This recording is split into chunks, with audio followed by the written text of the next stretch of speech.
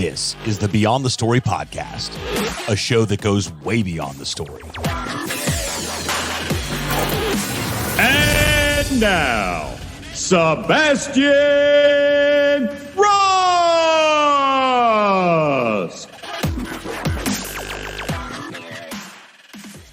Julia McCoy, what's happening? Hey, Sebastian. I'm so excited to be here. Mrs. Woman Rising You. Yes, what an exciting week. Oh my gosh. The Wow. book is out. Congratulations. Thank you. It's a good feeling that it's out there and it's done. And I it's mean- also a weird feeling because it's been 2.5 years of writing, right? So it's like, It's a lot of writing. oh, the baby is born. Right. Oh, Right. Okay. So you like walk through each of those steps of everything. So we're going to help our listeners better understand how the book came to be. I talked about it a little bit here before the episode started and how cool you are and what you're doing and how you're doing it. And thanks.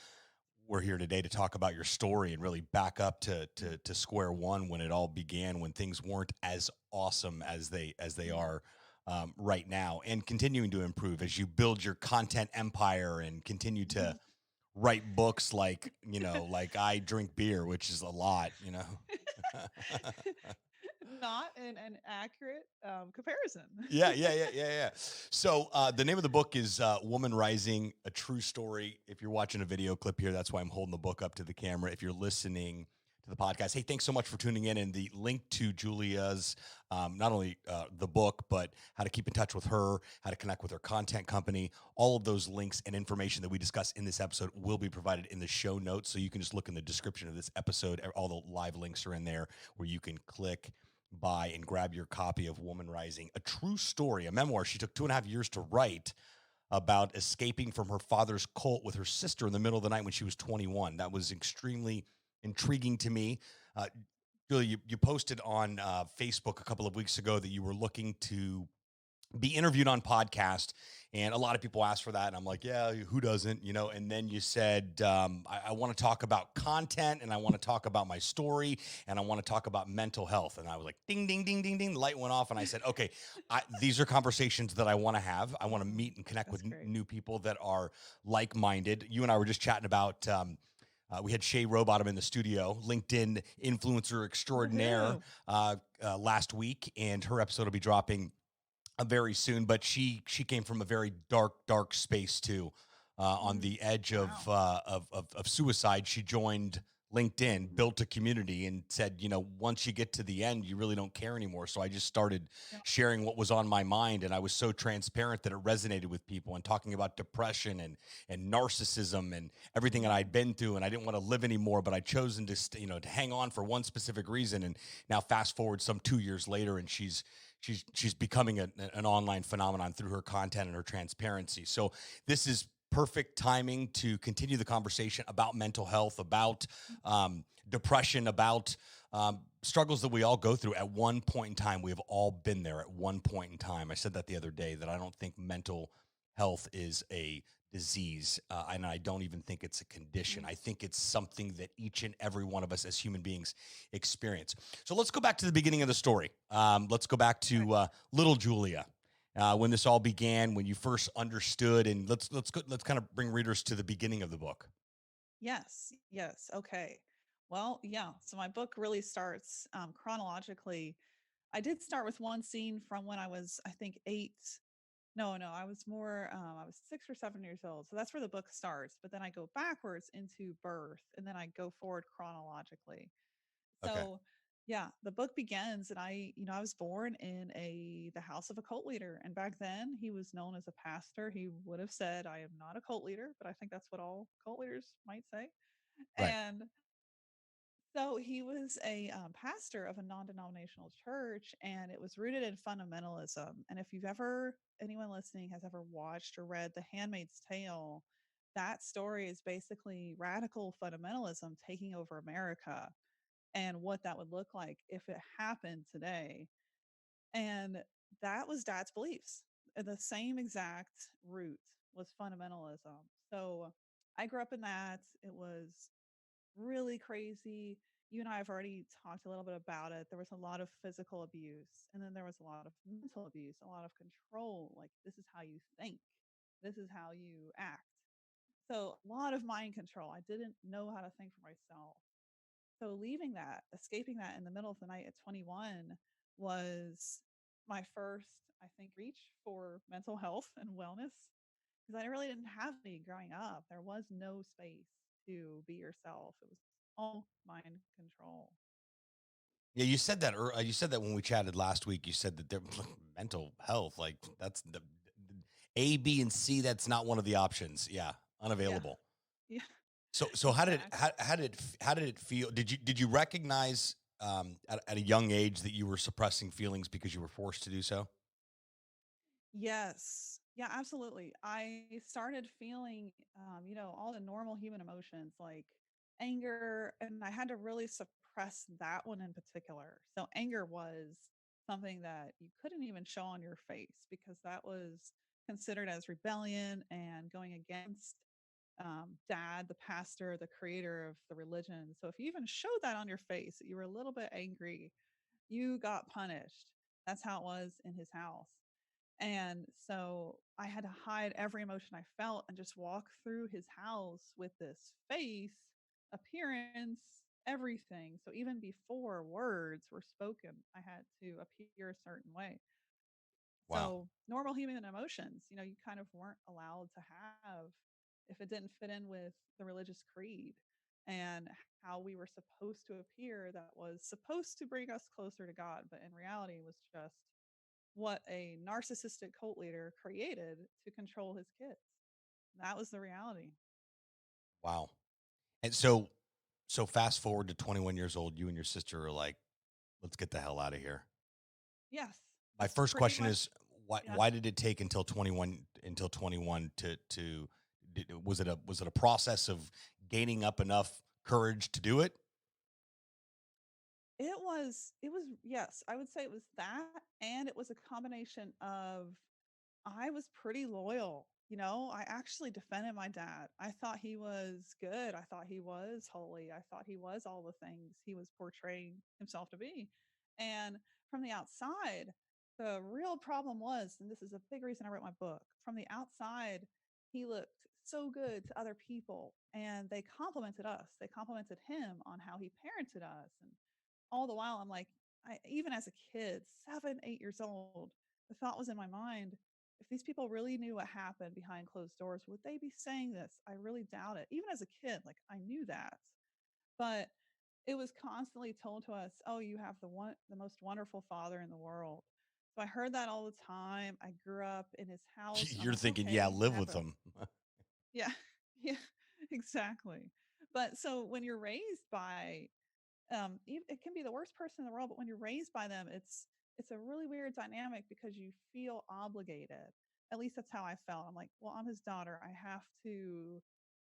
I can't just break away and leave. And so there was like no courage to go and do that really until I was in my 20s. And then that's when I realized it was pretty much just this one thought: I can't be in his house in my 30s.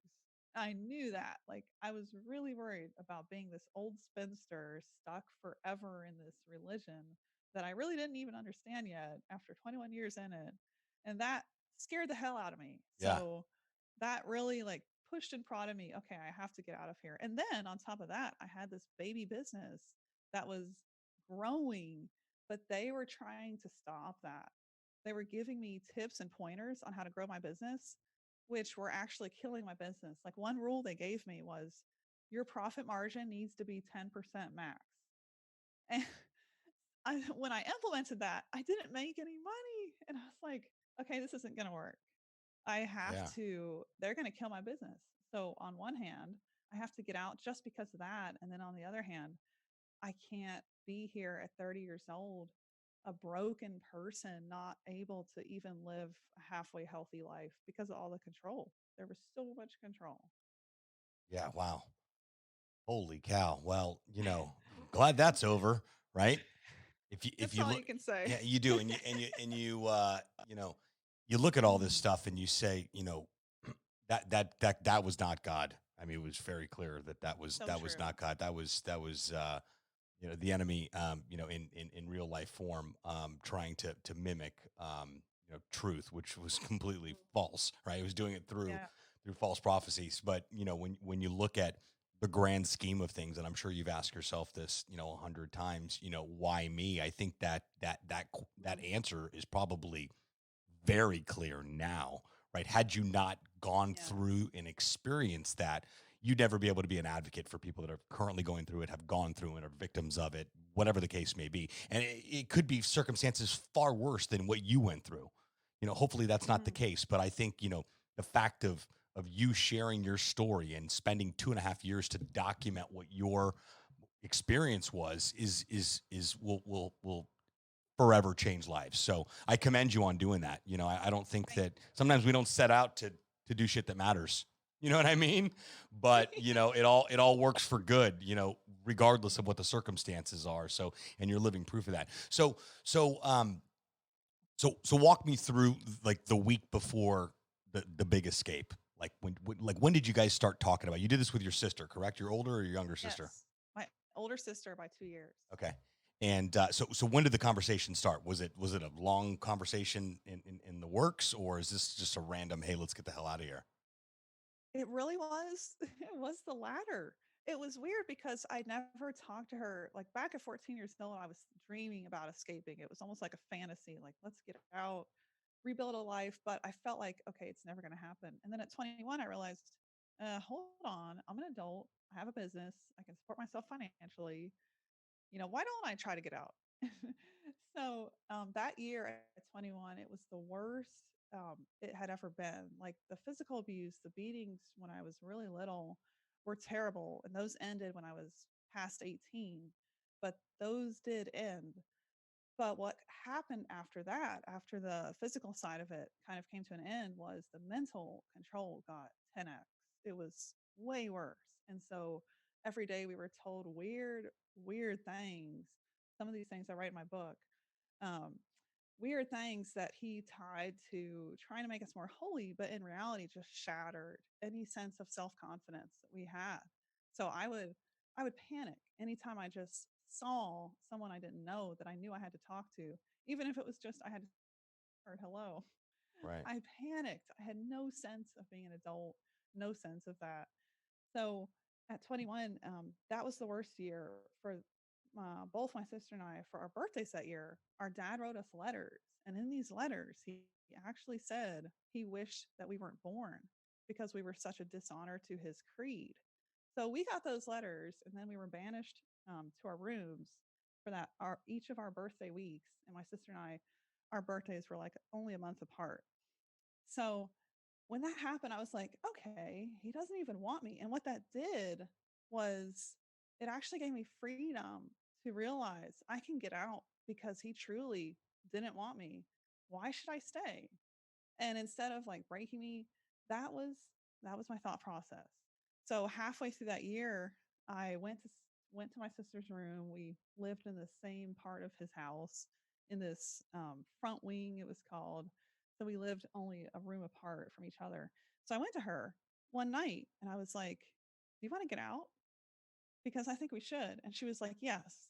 And then 3 weeks later, we were out. We escaped. We packed up my car with like Where'd you guys go? enough clothes to last a week. We went to, uh, um, so my sister had some connections. She was cleaning houses for a living. So she had some connections locally. And I asked her, is there someone you know that could house us just for one night? Someone that their house could just be a safe zone for one night. Is there anyone we know? And what was really hard was the people we knew, they knew and supported dad. So it was really tricky to do this. But she found that one person. She found one person and asked them and said, "Can we just stay in your house one night? We're escaping dad's house." And they were like, "Let me think about this." And then they said yes, and they let us leave. So we left at 11:30 on a Thursday night. We I was asking myself, should we tell our parents because I still had this guilt and a feeling of obligation to them, Right. which is crazy to think about now. So I still felt guilty for the whole idea of just leaving them. And at that point, we were also, we were, most of our finances were going to them. They had taxes they put on us. So we were writing them checks like every day. So most of our money was going to them. So I knew if we left, we would probably be, they would lose their number one financial support. So that already made me feel guilty. But wait, here I'm at 21, right? Like the things, they just weren't adding up. So I knew I had to get out. So instead of telling them, we left letters behind. And my letter is actually in my book in the appendices. The real escape I'm letter going to read that I that wrote. part. It's only 2 pages. Wow. So it's short too. Okay. But it is the most honest thing I've ever written to dad and mom. And we had to write a lot in their house. We had to write letters of apology for sins. We had to document the things that dad called sins. We had to read these letters publicly. So writing was a ridiculous part of how he believed and the control. He made us write a lot of things to him. But that escape letter was the most honest thing I've ever written my dad. And I told him, I have to get out. This doesn't feel right. So we left those behind on his table, and then we left right before midnight and escaped. And we were able to stay in that friend's house one night. And then the very next day, I went straight from Pennsylvania to Missouri because I had met someone online who is now my husband. So I Wow. took a risk, decided to go meet this guy that So wait a second. I Wait a second. You escape in the middle of the night from the cult that you've been in for 21 years, and you're like, online dating. Find a husband. Let's go. That's fantastic. You're like, let's It go. was more Let's like go to he Burger was in King and get on online dating. Like first things first. Yeah. It's funny. I mean, that's totally how it looks. He was like in my past at the right time, and it was just like this God connection. Like, here's the person you're supposed to be with. Here they are waiting and ready for you. And I took a chance and went to go meet him. He was that person, everything he said he was. And we met because he hired me to write his content. So that's how we met. And there was an Smart instant guy. connection. Yeah. He's like, I need some content, I swear. I don't want to date you, I swear. Yeah. That's great. So how soon was that for after the escape? Oh, that was so we stayed in my sister, the friend she found, we stayed in that house one night. Priscilla continued to stay there, but I half of me was I know I have to get out of this city. It was a city we'd grown up in my whole Where life was in this? Pennsylvania. Oh, in This Pennsylvania. was Okay. in Pennsylvania. So right outside Pittsburgh, a really small town outside this big city. So for one, like the scenery really brought back memories of abuse. Like we were one thing that happened to us was we were locked in our rooms for long periods of time. So I was always staring at like the hills of Pennsylvania. And it was kind of like burned in my memory associated with captivity. So I knew I had to get out and leave Yeah. that state to find like mental health and, Sure. like a new zone. I needed that so badly. So here was Josh 1,000 miles away. And I just decided, okay, let's drive through 5 states, go, halfway across the country. I won't they dad can't touch me now. That's a good feeling. And I'll see some new scenery and maybe I'll happen to maybe this relationship will work out. And I had no idea that, he was the person that I've married and now built all my businesses with. So it was like totally like God saying, here's the person. You can go to them and have a safe place. And that was really important, getting out of a toxic environment and then finding someone who was safe. Like that, I attribute Yeah. so much of that to my healing. Well, I mean, I'd imagine being a fly on the wall in that first conversation. Like, so Julia, do you have any baggage? Yeah. Yeah. It's funny. I actually, anytime I liked a guy, what I was supposed to do was invite him to church. So I actually started with that conversation. I still do that. That screens them out real quick. Yeah. Listen, I want to go to Bible study and grab a beer after. Okay. Don't judge my journey. All right.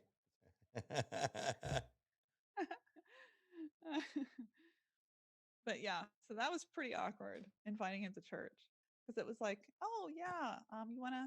Yeah, it's good to meet you too. Yeah, do you want to come to my dad's church with me in Pennsylvania here, and drive 1,000 miles, and then maybe we can talk about dating. And he was like, yeah. So did he? No, he never That's a did hard that. ask. He never did that. No. Well, what's funny is like So hold on three a second. days Oh, you later. met him before you left? No, this was all online, so we never met in person. I got it. But you met him online Yeah. while you were still there. Yes, Oh exactly. God. I thought Yeah. you like escaped and you're like, okay, next on the list, boyfriend. All right, cool. Okay, so you've already been, yeah, you're like, I'm in captivity, might as well hop on Bumble, Okay, got it. What dating app was it, out of curiosity? It was not. It Oh, it was was just the through internet. Odesk. He hired me to write his content. So that's how we hold met. on a second here. Sign up for Odesk later. Yeah. You need a website? No, I need a wife. Anybody? Any takers? Any takers? That is not a choice. That's great. Freelancing, bringing the world together, ladies and gentlemen. So, so you drove. Where was he? Texas? He was in Missouri. Missouri. Okay. Yes. So you drove 5 states, saw a bunch of scenery. You're like, I'm free. Was there any pushback or recourse? Or you said that the whole family shunned you away, and that was that. So there was no like, what are you doing? You can't leave. Get back here, Julia. None of that. No, there was none of that. And my older sister was actually, she was really concerned. She, in her letter, she asked dad and mom not to send the cops after her. She was so afraid of them. She thought that dad would like, yeah, somehow get the cops on his side for his 23-year-old daughter. So I told her, we probably don't have to worry about that. But that's how much fear like was instilled in us. She thought he had the cops at his control. Wow. And get And us then you get out, you're captive. like, nothing's gonna happen. Like nothing, like nothing. Yeah. So you ended up, you ended up moving to Missouri. Is that what happened? Mhm. Yes. And what did she do? So, she's one of the reasons I wrote my book, one of several reasons, because she's still up there in Pennsylvania. She lives only about 15 minutes from where we grew up. She hasn't left. I've bought her plane tickets. Come down to Texas. It's awesome here. You're like, you could live with me. Yeah. Yeah. So I can't get her to leave. And she got married, got divorced, had a kid. So she's still in the process, I think, of finding herself and learning like what kind of life she wants to live. And it's been a hard journey for her. She still fights a lot of um, what happened from all the abuse she went through. She fights those demons still today, and she's in that place of still fighting. Hmm. That's an interesting dynamic that you were like, I got to get out of here. In fact, I met a guy already, and I'm gonna roll the dice and see what happens, and get out and like go, and like that was part of your healing and like delivery from this whole deal. And your sister's story just worked out a little differently. But I mean, the very fact to be 15 minutes away from scene of the crime, if you will, and to be that, just like you said, so much time in captivity, looking out the window, staring at those freaking mountains. Like if I never see another Pennsylvania mountain, it'll be too soon, right? Yes. So true. Interesting, but it also goes to show that we're all affected differently from trauma, and that some of us are willing to work through it and take some ownership somehow, some way through it. As crazy as it is, but well, I hope that maybe she'll come visit you and never go back. So have you seen her since? Yes. Yeah, I went back up there to Pennsylvania. Josh and I, we took his tiny little car. He had this little sports coupe, took it, drove all the way to Pennsylvania. Oh, such a rough trip. Like, I don't know if let's talk about this whole marriage thing. Yeah. I love you so much. Yeah, take a road trip and then talk to me after. Okay. Yeah. Tiny little coupe too. Yeah, exactly. Oh my goodness. Yeah. My legs are cramping up just thinking about it. Yeah. Oh, it was rough. So you took a trip to Pennsylvania and you went to you visited. How long ago was that? Yeah, so that was 2 years after we escaped. Went back up there to go see her, and just the cities right outside the town we lived in were so seedy, and it was hard. She was in this little tiny apartment, And like right outside, there was this guy that looked totally like a drug lord, like just standing outside her window, watching the window. And I'm like, Jane, I was telling her, Priscilla, all these creepy people are around. Like, let's try to move. And in that city she was living in, which was only a 10-minute drive, it was a really small little city. Probably better called a town. But how we grew up, we thought that was a city. So she lived there, and all these crimes were happening. Like there were shootings next door in the news frequently. Wow. So when I saw her, I was really concerned about that. But you can't, especially someone that I grew up with and was that close to. I'm the last person that she's going to listen to, right? Because I'm her little sister. Right. So I couldn't really tell her like, oh, let's get out of here. Let's go to a new place. You can sometimes a new set of just scenery around you, Sure. Environment. roads, people. Yeah, that did so much for me. Just getting out and going far away. That did a lot of good. Good. Well, so are you in contact with her? Do you talk to her still? So since then, we've definitely had ups and downs. 2 years ago, I spent some time with her in person. We actually reunited with my mom's side of the family, my aunt, my grandma, who I'd never met before, and that was amazing. They live in Connecticut, and Dad cut them off because like Because that's what he they had a does. beard Oh, and they wore a Hawaiian t-shirt. So really silly reasons wow. that didn't fit in his creed, and he cut them off for life. And Mom could never speak to them again, so we never met Grandma and Aunt Robin and all these amazing people that we now know that are there for us no matter Right. what. So that's been amazing. So they've been great allies for Priscilla, and that's definitely helped her. Oh, good. I mean, as long as she didn't go back. I mean, right? Because you said it's still the cult's still like a thing. Like there's still like your parents are still like all in on it, huh? Yes, it's still a thing, and that's And it falls into uh like religious freedom, so there can be nothing yes. can be done. Okay, got it. Even the physical beatings, like there's no way I can. We've tried. And that's one reason I'm writing this book, because I'm trying to shed light on something that's been hidden for like over 50 years. This is a generational thing. My grandfather started it. My uncle runs another branch in another Oh, part of wow. the country that's like 3 times as big as my dad's church. No, more like 10 times as big, because dad's church was only his family. So it's definitely still an ongoing thing. And it's like we were saying at the beginning, if you've ever watched The Handmaid's Tale, that's fundamentalism. That's the same religion, exact same religion that my dad holds, in just a different vein.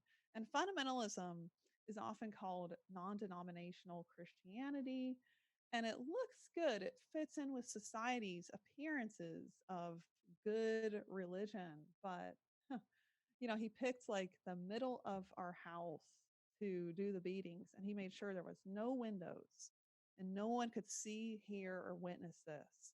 So there's no way to get evidence to even start a CPS claim. And then in Pennsylvania, there's this ridiculous law, in my opinion, called the statute of limitations, where you have to have witnessed the abuse within 2 years. So I couldn't even talk about it till 4 years after I left. And that's the first time I called CPS and tried to get freedom for my little siblings that are still locked up in this. Oh, so And you I still called have CPS. siblings there? Oh yeah. Oh Yeah, I my have god. two little siblings. I forgot to mention that, didn't I? Oh, that's a minor detail. Yeah, yeah, yeah. Yeah. So hold on a second. How old are they? They would be 13 and 10 now. Holy So cow. we were 18 years apart. My older sister was 18 when dad and mom decided to have two more. Wow. So yeah, they're still in it. And that really broke my heart, having to leave he was 5 when I left. My 5, 6-year-old siblings, like that really broke my heart to leave them. But in no legal world could I, take them Right, right, right. when I escaped. Did you have any traction with child services? No, because of that 2-year law. So I called 4 years later. So I don't That's when I understand. What do you mean could. by the 2-year law? Like the statute of limitations, which is like they can't. So if it's You been two have to. years, you can't report it. Yeah. So you have to have seen it within 2 years. If not, it's not valid. Got it. Oh, So if okay. I call 4 years later saying, oh, there's two little kids locked up in this, I went through it for 21 years. They won't listen to me because I didn't see it within 2 years. Wow. I would call Dr. Yeah. Phil. That, yeah. I'm not kidding Yeah. you. He loves putting things like this on blast and figuring it out. I would 100% do that. Yeah. We're like Operation Get the Siblings Out. Yeah, Yeah. for Yeah. sure. Because I mean, you can Yeah. you can cut off 10 years of trauma. You know what I mean? I know. Oh my And That, there, yeah. maybe somebody listened to this, and maybe somebody's going to listen to one of your podcast interviews this week on your book and what you're doing. I mean, number one seller. Hey, I see what you did there, Yeah. God. I see what you did there. So, Yes. yeah, I think there's more to come with the light you're going to shed on this situation through your story. So, and I feel really strongly about that, which is just really exciting to know that you got out. The downside is, it adversely affects your sister much more than you, or to current day, and your other siblings are still there. So, Yeah. um, but I'm curious to see how that ends up, playing out here. Well, I'm Yeah. excited to read the book. I told you it's going to take me like 2 years to read it because I'm not a big reader, and it's very. I mean, this, like, if you're watching the video and you see this, 400 pages. there's a lot of memoir in here. Okay, so I'm excited to dig in and read this and really better understand. Not that I don't understand the story, but we're kind of getting the cliff notes and the Reader's Digest 30,000-foot perspective here Yes. on the internet. So let's and again, it's just my pleasure to chat with you about this, and thank you so much for your transparency and for writing this book. And I believe that lives are going Thank to be you. changed and impacted for the better because people are going to read and see these things and listen to episodes and interviews like this and say, "Holy shit, that's me!" Like, wow. Mhm. And there is hope for, like, I mean, my goodness, yours. I mean, the only thing that keeps showing up in my head is Cinderella story. You know what I mean? I've heard that before. 100% Cinderella story, right? Except there were no stepsisters involved, there were just siblings Yeah. involved. So, and your husband sounds like an absolute saint. So, Yeah. it He would was, probably disagree, but I would eh, agree. oh my goodness. It's like, could you imagine you showing up and they're like, "Hey, how's it going?" You're like, "What's up? I've been in a cult for 21 years. Want to make out?" So at first you're like, "No, I'm not allowed." Wait, I am allowed. Let's switch gears a little bit and talk about your business that you actually started while still in captivity, if you will, which is Mm. a content writing business. So let's talk about how that started and then how it's grown into the empire that it is today. Mm. Yes. Yes. I love that part of the story. That and I think back to your conversation you had with Shay, the LinkedIn influencer. It's I think you said that her that once you hit rock bottom and you're in a place that's so bad, the only way to go from there is up. Right. And so for me, my lifeline was this creative outlet I had, which I had since I was 6 or 7 and could put pen to paper. And that outlet was writing. I had reading, first of all, before writing was my world. Like I escaped my reality through fiction. And some of my favorite books were the Narnia series. So I lived that and I would wake up every day trying to read with every bit of daylight that I could. And I read over, I think, 600 books by the time I was 16 because it was just my reality. Sure. That was life, better than life. So stories were my life. So then I started writing, and that was my passion. That came really naturally to me. So at 19, when I was actually going through college to get an RN degree. I'm really surprised my parents let me go to college. That that happened. I mean, I was the weirdo in a long skirt, so Right. it wasn't easy. But I was halfway through getting my RN degree thinking, oh, I want to help people. Okay, let's be an RN. Natural next step. No, actually, I would make a terrible nurse. Can't really save lives on my feet in a split second. Actually, would probably do the opposite because I think better behind the scenes. I'm a creative Right. person, Right. Right. Right. Right. not it takes a special person to be a good nurse. It really does. Sure. So halfway through school, I was like, okay, I really wouldn't enjoy this. What would I enjoy? And I knew in a split second writing. Okay. And then my next logical thought was, let's make money writing. And then my next logical thought was, let's Google that. So that's what I did, how to make money writing. And then that was 2011. I was 19.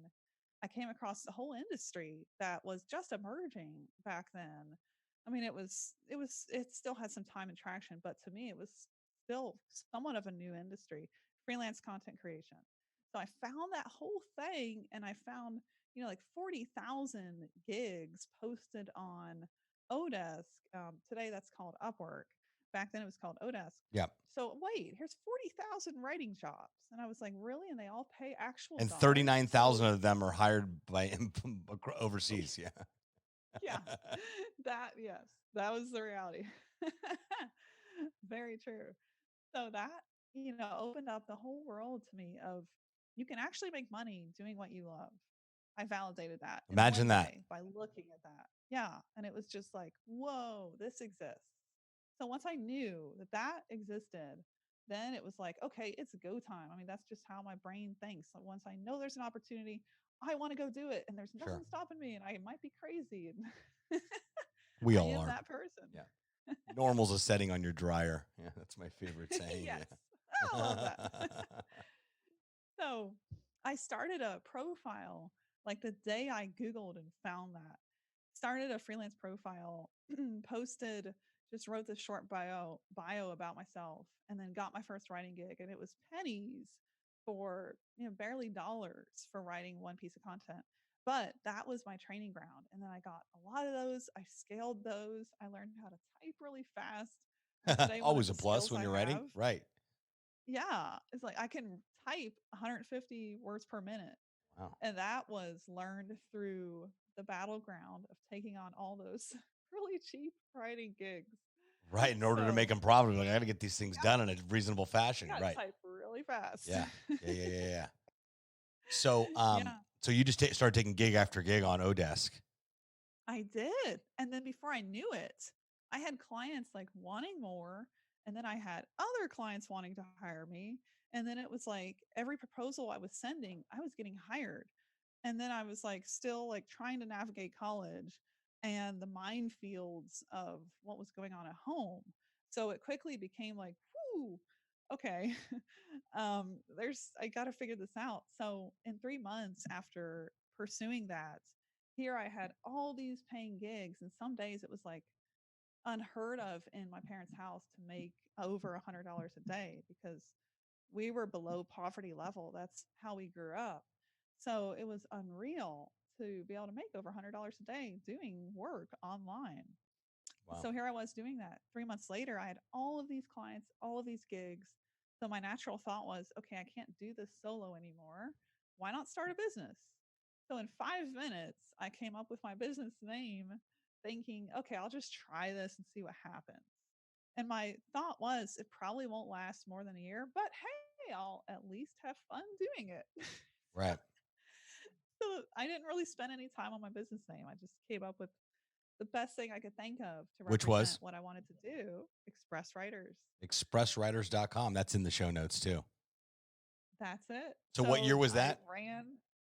What's that? What year was that when you came up with the name? 2011. Okay. So Yeah. this is still in the cult. Like 2000. Yes. Okay, so you spent year before the big escape was when you came up with Express Writers.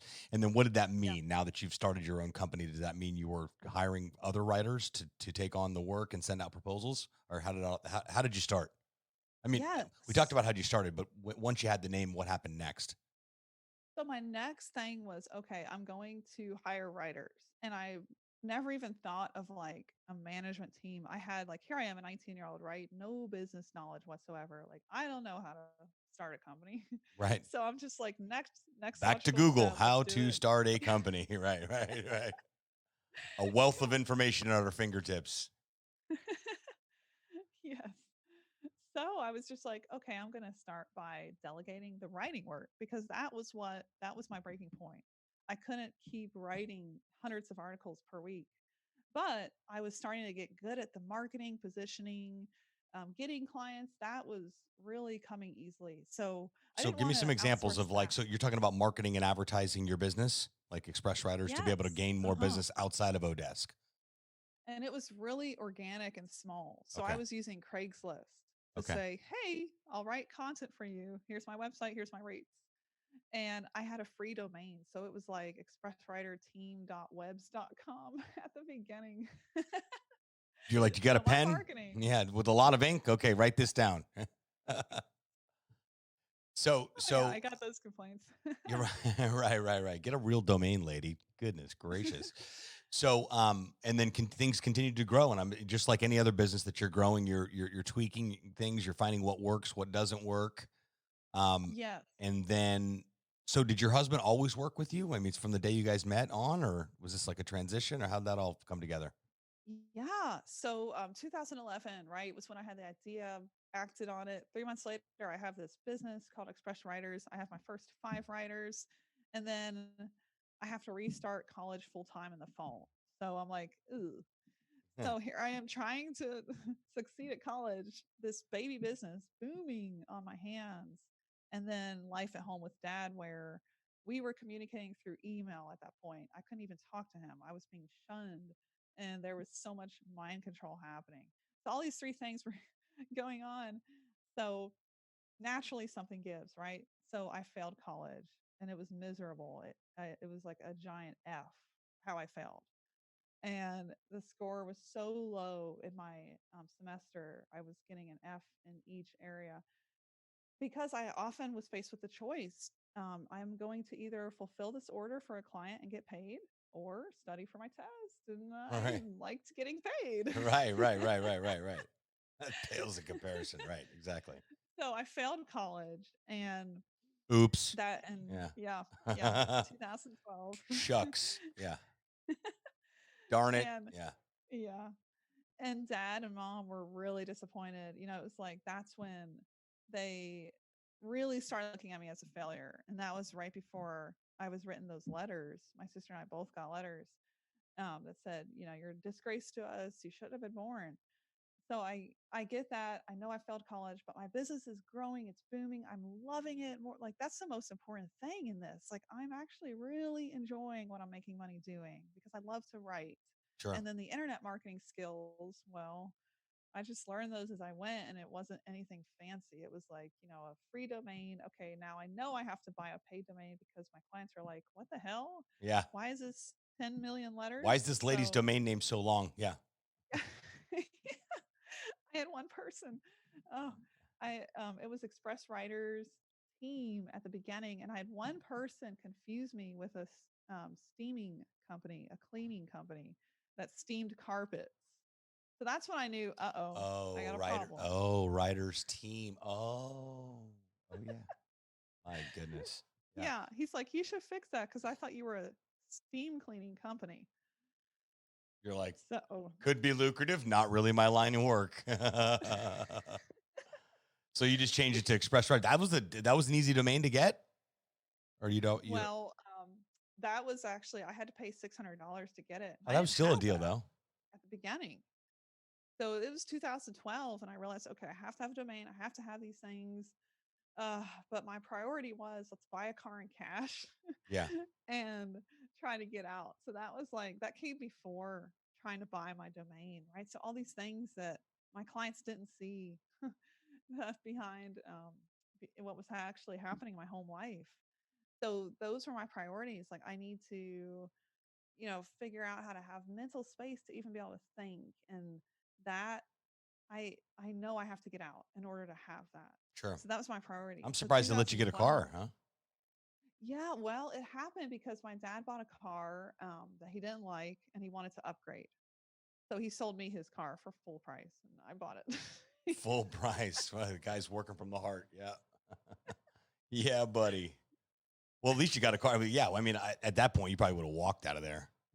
Yeah, yeah, Bicycle. yeah, Yeah. yes. Sister on the handlebars. Yeah, for sure. It's ET out of here. Um, so a lot of people may be listening right now and they may think content writer. What does that mean? Well, I think it's today's modern copywriter would be the same thing, right? Or copywriters are ones that edit the content. Is that correct? So copywriter is, I would say that's more cornered by someone like Joanna Weeb. She's a leading conversion copywriter. So copywriter you're writing content that converts. And Got that it. is often like super lucrative. You can charge thousands of dollars per page. So In like fact, I direct think, response copywriting. yes, Okay. yes, Okay. exactly. Yeah. So Joanna, for example, she starts at I think 30 to 40 to $50,000 just to start working with her. But Wow. content creation is usually done for like to get at the top of Google, to build your brand, to build your blog, to get some content out there. And what we're doing these days, like it's 2020, right? And we're so far past 2011. So what we're doing with content is we're almost meeting conversion copywriting, because if you're publishing average content, it doesn't work anymore Right, right, right. You've because got to there's be able to so grab. much of it. Right. Yes. You've got to grab. Yes. So why would so this could be anybody. This could be a law firm, a local business, a large company, a Mhm. marketing company, a podcast studio. This could be anyone that needs to better tell their story through Yes. effective copywriting, essentially through content marketing.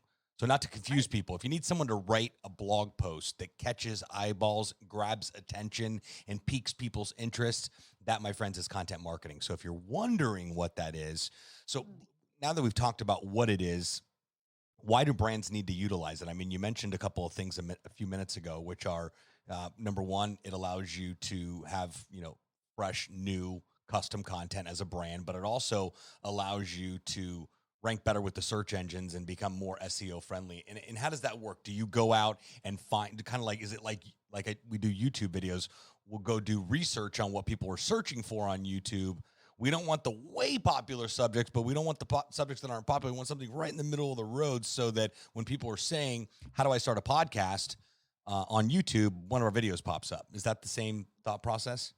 Yes, exactly. It is. It's a similar strategy. Low competition keyword that hasn't been cornered by a bigger brand than you, and then create the best content for that keyword so you show up in the top 3 or 5 of Google. Yeah, same strategy. I didn't even think about that for blogs. I don't know what rock I've been living underneath. I mean, I was gonna say. yeah, I dive right into the lovely process of creating YouTube videos. Insert sarcasm here, but there's a lot of time. It is my biggest challenge as a content creator is my YouTube channel, because I've got an hour of research, I've got an hour of recording and editing, and then I have another hour of posting it, which it's like a Yes. science of how you're talking about it and what the name of the video file is and what the name of the thumbnail is. And are your tags included in your description? And do you have 2,500 characters? And is the keyword involved with that process? All kinds of logistics per video. So when people say, I want to start a YouTube channel, I sit them down and we have a little talking to, which is, do you understand what's involved with the YouTube? Because it's not a upload and hope for the best. Most people do So that. true. You know what I mean? I have a YouTube channel. I've Yes. got 500 subscribers, and we just upload. We just upload whatever, and we just let the YouTubes go to work, and it just doesn't. That's just not how it No. works.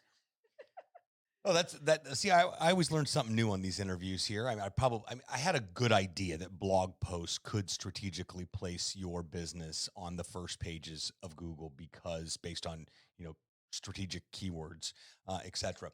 So we fast forward to 2020. Express Writers is doing incredible. How many team members do you guys have now? Oh gosh, we're up to about 90 total between writers, editors, content strategists, and our management team. Yeah, so So about 90 you guys total. run everything remotely? Yes, 100% remote. My buddy Jay Bear does the same thing. Do you know Jay Bear? Yes. Jay Yes, Bear? I met him at Content Marketing World. He's the Yeah. best. He wrote the forward for my book. Speaking of writing, my first book. Oh, Working how on amazing. working on my second book. Maybe you can help me out, because I've been working on it for a year and a half. Oh my goodness. Holy Yeah, cow. let's talk. I'm about to scrap the whole thing and just start all over again.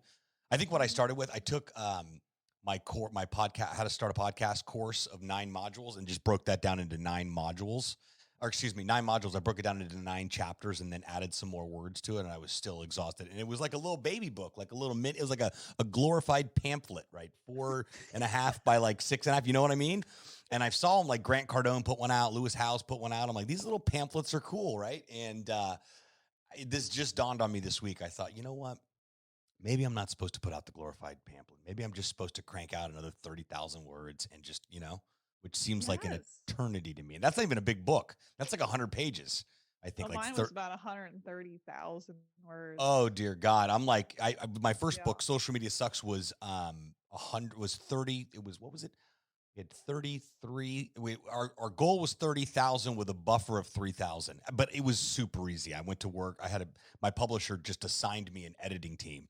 So they would just call me and ask me questions, and I can talk until next Sunday. No problem. So what I did was I had an outline, like my own version of just bullet points of I had a chapter list, and then I had bullet points under each chapter. And that's how I started. I'm like, I don't know how to write a book, but let's put the chapters down first. So I did all the chapters first, and then I would do bullet points under each chapter of everything I wanted to include in the chapter. And then underneath each bullet point, I would elaborate on a paragraph, and I would just rinse. So so I had that expanded. I don't even think you would call it what did they call it? It's when you send them a manuscript. There you go. I'm like, here's my manuscript right here, Buffy. It was just a mangled piece of. It was what I had, but it was great, and they loved it because I was assigned an editing team, and one of the individuals would call me and said, "Listen, we're going to spend about 8 hours total. So we'll do 4 2 hour. We'll do 4 2 hour calls, and we're going to run through this whole list of your chapter list and everything that you've covered. And I'm just going to ask questions, and I'm going to poke and prod and dig deeper until I have enough for what I need. And I'm going to record the call. And then the recorded call goes to a team of transcribers. The transcribers transcribe everything, and then send over the transcribed version to a copywriter for editing.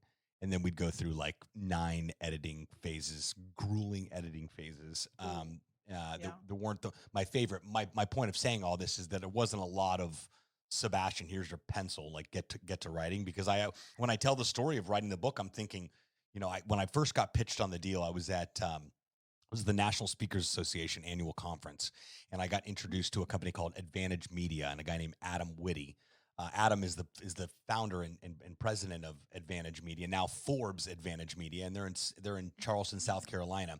But he created StubHub when he was in college, the ticket exchange, and then sold it, and then started Advantage as a book publishing company, a hybrid between a major publisher and self-publishing, primarily focused on entrepreneurs, marketers, authors, speakers, coaches, etc., that understood their next natural step as an influencer and person of authority was to write a book. So when Adam's like 6'4", tall, skinny guy, Southern gentleman, and he literally was looking down at me, and he's like, "Have you ever considered writing a book?" And I'm like, "Have you ever thought about writing a book?" And I said, Adam, I think about it every day, but the thought of waking up and writing another page, like I've made it to maybe chapter 2, like to think that I have to start chapter 3, I'd rather wake up in the morning and, eat my pillow. So I said, so to flip the script on you, have you ever thought about starting a social media strategy for the publishing company? And they're like, well, we thought about it, but we really haven't done anything. And this was 2012, I guess, 2013. So this was in the summer. I think it was like September. Went to the conference, came back. We ended up having an initial call and said, hey, listen, why don't we? It's $25,000 to write the book, to hire us and bring us on. And I was like, who's got that kind of dough? And I said, well, if you guys are open, you have no social media strategy. My agency charges $2,000 a month. 2,000 times 12 is 24,000. And we call it a deal, like a wash. And he goes, you know what? That sounds like a great idea. Let's do it. And I literally bartered my first book for 25 grand.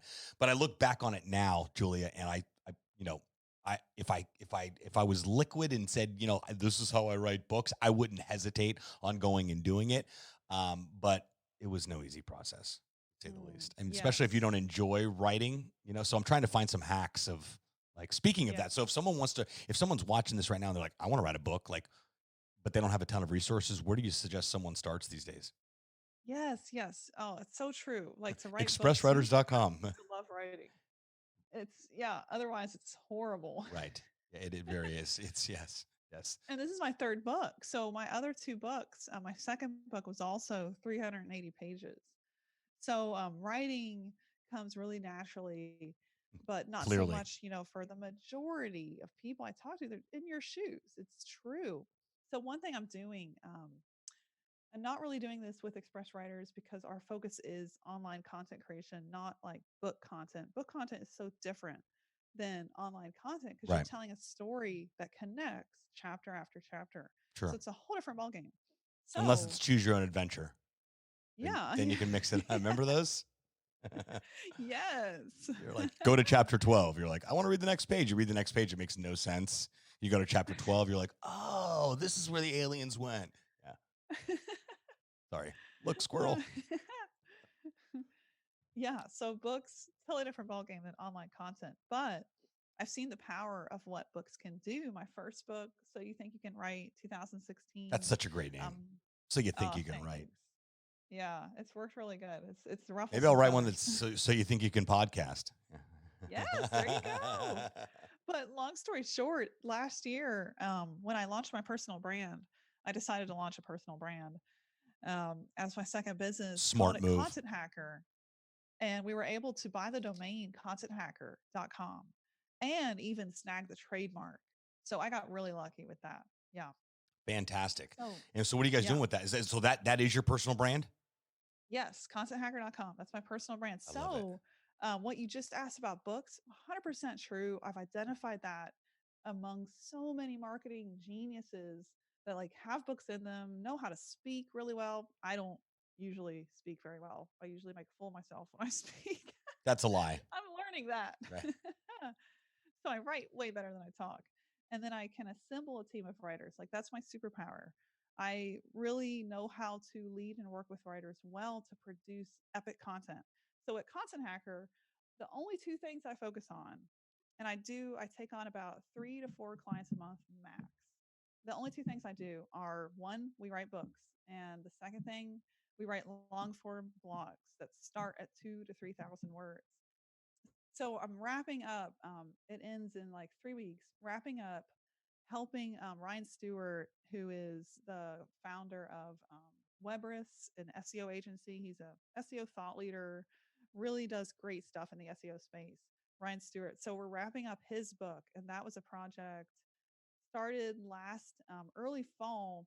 Same place as you. He's like, head up against the wall. Really doesn't like to write, but has to finish this book. And his book was actually pretty much just pulling contents out of his course. He has a mega successful The blueprint SEO training? course. Is that Yes. Yeah, he's a Miami guy. I was like, why do I know Ryan Stewart? I'm like, he's a Miami guy. Okay. Okay. Yeah. Yeah, Yeah. yeah, He yeah. lives in Miami. Yeah. We're Send him neighbors. a book. He's from Boston. Oh. He's been to Okay. Bobby's house for lobster. Yeah. Oh. I have not met him, but I have met him at an event or something. But I've reached out to him and said, hey, dude, we're local. We need to link up. I've been seeing your videos and they're hysterical. That's so funny. This world's tiny. I know. It really is. Kevin Yeah, Bacon's yeah. got nothing on us. 6 degrees. Yeah. Oh, It man. was a movie. Yes. Wow, I just dated myself there. Yeah. But so we're wrapping up his book, and it was the same place you were in. He's like really trying to create a book out of course content. So this books do amazing things, particularly to sell courses. If you have like packaged digital trainings, Sure. books are like, oh my gosh, the best vehicle for that because I've done it with my courses. So it was like, oh yeah, no brainer. I've done this twice over already. I know how to do this. Yeah, let's take this book on. So at Content Hacker, what I do is I've pulled like the best of the best from Express writers, my top 4 to 5 writers, and that's all I work with. And we do stuff like that. We write books, and then we write long form content. So 30,000 word book, we took the bones of his course, watched all the videos, created content, and it's ghostwritten, of course, right? So this is Ryan's book, it's not my book. I'll make Sure. that clear. Yeah, yeah, yeah. Yeah, yeah. So it's all ghostwritten. It's for him, his content. But we have a 35,000 word manual now, manuscript ready to go for Amazon. So that'll come out probably in 3 weeks, his book. That's So he went exciting. from years, of this archived document in his folder that needed to become a book to, hey, Julia, Facebook Messenger, you think you can help me write this book? Like, yeah, sure. I'll take on my first book writing project. I've been wanting to do this for years. Yay. So here we are. That's I great. wanna So do he's your more first books. project you've done. The first book Yeah, for the book. project. Yeah. That's exciting. And it was like a dream project because I know what to do. He left me alone. He's like, just work your magic. I'm not going to babysit you. And I'm like, thank you, Jesus. I hate Yeah. babysitting. I work Yeah. really well on my own. Right. So it was like a dream project to work on. And I want to do like one of those a year. I don't want to, you really, when you're writing a book, you really, you can't do a lot of those.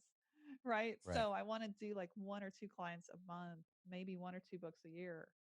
But yeah, so that's something I'm going into more is how do we create content that really lasts Sure. instead of like, just an online web page that maybe gets read tomorrow, maybe doesn't get read in 5 years ever again. Books, on the other hand, do. They last. It's the best type of content you could create if you have money and you're ready to go all in creating content. It's not easy and probably not your best first project when it comes to content, but it's completely worth it. The ROI from a book is massive. It really, really is. It's your new business card. My publisher once told me, and he also said, Yes. when you go into a meeting, not every meeting and every networking event, you're not walking in with a backpack full of books, but Right. strategic meetings where you really want the business. You show up and at the end of the meeting you sign a book and you take a picture with them, and that book will always be on their desk or on their bookshelf. Like, people don't throw books away, they throw CDs away, they Yes. throw pamphlets away, white papers and whatever crap you would leave behind, but rarely. In fact, I threw a book out last week. I felt kind of dirty, but Uh-oh. yeah, it was some Instagram expert that I'm sure is not an Instagram expert with all like irrelevant, like outdated Oh, information. So I was like, I was decluttering. that's Anyway, no I good. won't mention Yeah. any names. I don't even know who it was, but it has become our new business card, and the ability to have your instant credibility. I don't care Mm, what you say or yeah. or where. Like, I was a single dad who barely got out of high school. Like, single dad at 21, barely I got out of high school and became an entrepreneur, published author. Are you out of your tree? I never thought that was going to be a reality. But when I'm Yeah. actually, it's like, hey, look at me now. And everything really came full circle when I did my book signing at a local bookstore here in Miami that does every famous person's book signing. It's called Books and Books. And Wow. we need to get you down here for a book signing. Is Yeah. Miami on your book list? Could be. Yeah, well, I need to. Yeah, my buddy Mitchell, he's like a literary, like, what do they call it? Legend in the literary space. Mitchell, who owns Wow. Books and Books here. Yeah, we need to circle back with that Oh my after gosh. after the Yeah. a lot of I'll owe cool you things have one. happened there. I met Gary V there back in 2002 and spent an hour and a half with him, and had a video team call me the day before and say, "Hey, we've seen your work. We want to work with you." We did Russell Simmons' book signing at the same Oh, location, and I was like, "What?" And Damon John's a buddy of mine. I met him pre Shark Tank days, and he oh did my his book stop here gosh. too. For the Power of Broke. So Wow. this is a main stop here. So I think I had some who had their book out. Somebody had their book. I think it was Randy Zuckerberg put a children's book out around the same time my Wow. book came out, and I saw Books and Books at at an MC gig that I had on Miami Beach, and I had given the lady my card. She goes, "Oh, if you're an author and you have a book, we can totally do your book signing." I'm like, "Really? Like, at Books and Books?" Like, you could do your book signing at Books and Books, like, because they have a huge room and it's like this rustic, like, Ah, and it's got a cafe outside in the back and a little bar wow. area. Like, it is a whole children's area, all wood floors with the ladder climb, so you can get the books Oh up at my the top and gosh. whatnot. Yeah, Sounds yeah, better than Barnes and Noble. way better than Barnes and Noble. No, this is your local, your local bookstore type deal. They got 3 locations down here. I know 4 locations here in Miami, but they hit Wow. me up and they said, we have Monday, March 16th available. And it was like January at the time. And I'm like, Monday, what else? I'm like, well, look at me. Like, I'm just lucky to Right? even have the opportunity. I'm like, are there any other days available? Like, we don't have anything until June. I go, I'll take it. So, yeah, I had the opportunity to do my book signing at Books and Books and have my mom and my sister and my daughter in the front row. And then the cool part about Wow. book signing is that they market it to their database and people, literary, fans, people that like books. So it was a packed house. I mean, not as packed as when Gary was there. It was like standing room only, but I had a full room, and they had just Wow. signed a grant deal with a foundation here called the Knight Foundation to be able to live stream their authors' book signings. So they live streamed it. So I got HD video of the replay. I have to send it to Oh you. my So I was able to tell the gosh. whole like story, and it just came full circle to me when but the power of a book, I guess that's how I got off on this tangent here. You have a real story. Yeah. Yeah, That's I epic. mean, yours isn't exactly fake. so so so all your information is going to be included in the show notes, so everyone can get a copy of the book. If you're watching this video, because I put the replay up on YouTube, I get my lighting right here. You can see the video. I swear the name of the book is Woman Rising, a True Story. My friend Julie McCoy escaped from a cold at 21 years old and went on to do great things and is still continuing to do great things. Fell in love, got married, put the husband on the team, had a baby, and you guys are living the dream right now just outside of Austin, Texas, right?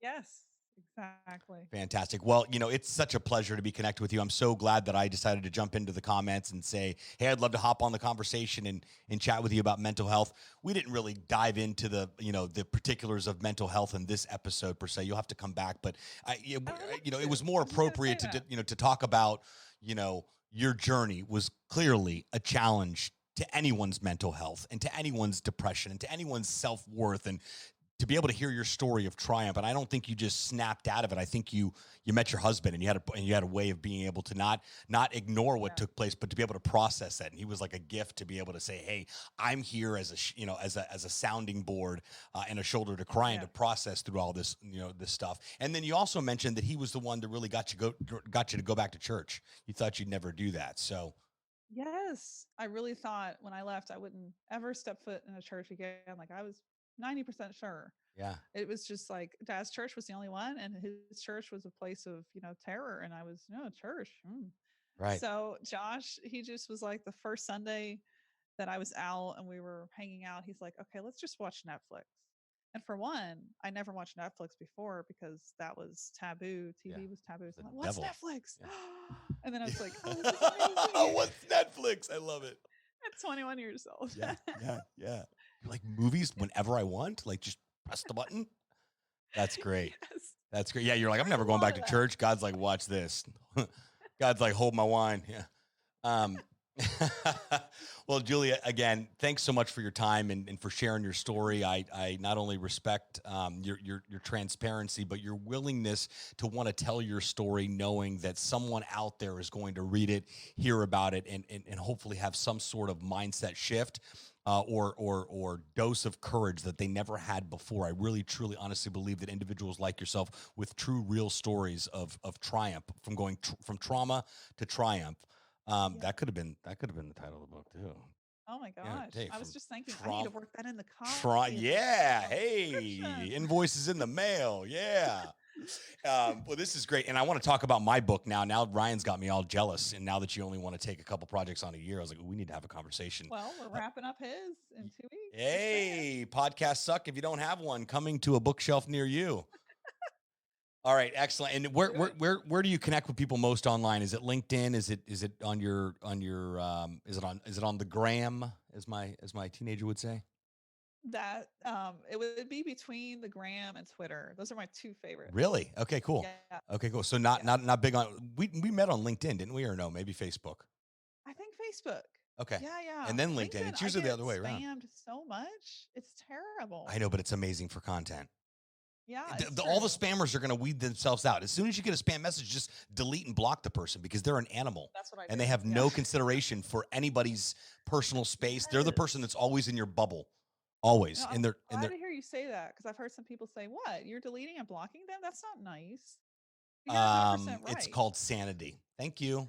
You're not allowed to take my happiness away because you want to send me you want to throw up via direct message on LinkedIn. No, they're all going to it's going to continue. It's going to, the cream will continue to rise to the top. I honestly believe, but there is, LinkedIn's about engagement, not your engagement. It's about how you're engaging on other posts and commenting and liking and sharing and being involved with the conversation. People don't understand that. They think it's all about their content. It has nothing to do with their content. Well, it does. It's about 20% of a post you're going to write, and then about 80% of your engagement. So if you're listening to this and you're doing LinkedIn wrong, and how do I know if I'm doing LinkedIn wrong? Well, go look at a post. If your mom is the only one that liked it and she's not even on LinkedIn, well, then, there's a challenge with that. All right, Julia, we're out of time. We could probably talk, we talk a whole book out here, I know, right? Then I can transcribe and publish it. Yeah. Hey, you heard it first here. Well, listen, like I said before, come back soon and keep doing what you're doing. It matters. It's encouraging. It's inspiring. And I freaking love connecting with rock stars like yourself. So, ladies and gentlemen, Julia McCoy, it's Woman Rising, a true story, #1 on Amazon right now, by the way. This is, we're recording this in February of 2020, whenever you're listening to it, but it came out Monday, right to the top of the charts, ladies and gentlemen. So, all right, one final question, then we're out of here. So let's say that we're both booked for the same gig. You're there speaking, sharing your story on stage and sharing your content hacks with the world. And I'm the MC for the event. And we get done with the event, and there's like a speaker, like, dinner and like, mixer and whatever. We end up doing some sort of activity. And then the group comes back to the hotel, and we're at the hotel bar, like late night. Everybody wants to get a nightcap. I've had a great night out. And I spot a karaoke bar across the way in the hotel. And I'm like, Julia, you want to sing a duet? What song do you think we'd sing? Ooh. Okay, so this is tricky because I've only been out in modern culture 8 years, and there's a lot of music I missed, but I still know some good music. Oh, Let's see. This is the I got interesting it. answer. Okay, go ahead. I got it. Are you ready for this one? Yes. I don't know if you're ready for this. I was born ready. Give it to me. The Final Countdown. Oh, that's by my Europe. favorite. I used to sing that at the top of my lungs, like as a kid. I would dress up as Rambo for like just for fun. No, I'm kidding. I'm kidding. For Halloween, and the Final Countdown. It still comes on, and I have when it comes on, I have Sirius radio in my car, and I'll like crank it up. I drive a yellow Camaro. Fits the personality, right? Yeah. So I have like a Will Ferrell moment in like old school. It's like, you want a beer, honey? No, it's cool. I got a nice tea here. It's like totally rocking out. But yeah, the Final Countdown, Europe, right? Yes, Europe's the Final Countdown. Funny story. My parents, who were against rock music, didn't believe in it. I actually learned how to play that song on the keyboard in their house in front of them, passed it off as a 1500s medieval tune. And they were like, go Julia. That's pretty. Oh my goodness! Can you believe that? You should totally make a video and redo that, like reenact it. Yeah, that thing will go. That thing will go viral. That was a good random question. I appreciate that. Well, we are out of time, Julia. Thanks again for coming by, and come back soon, and let's get this second book of mine written, huh? Let's do it. All right, I'll talk to you soon. Good. Thanks again, Julia. Thank you. Bye. Thanks so much for tuning into this episode of the Beyond the Story podcast. Be sure to appreciate it. If you haven't done so already, make sure you're subscribed to the show. This way you'll get updates as new episodes become available. If you feel so inclined, please leave us a review. Be sure to appreciate it. Signing off from the podcast, LaunchLab.com studios.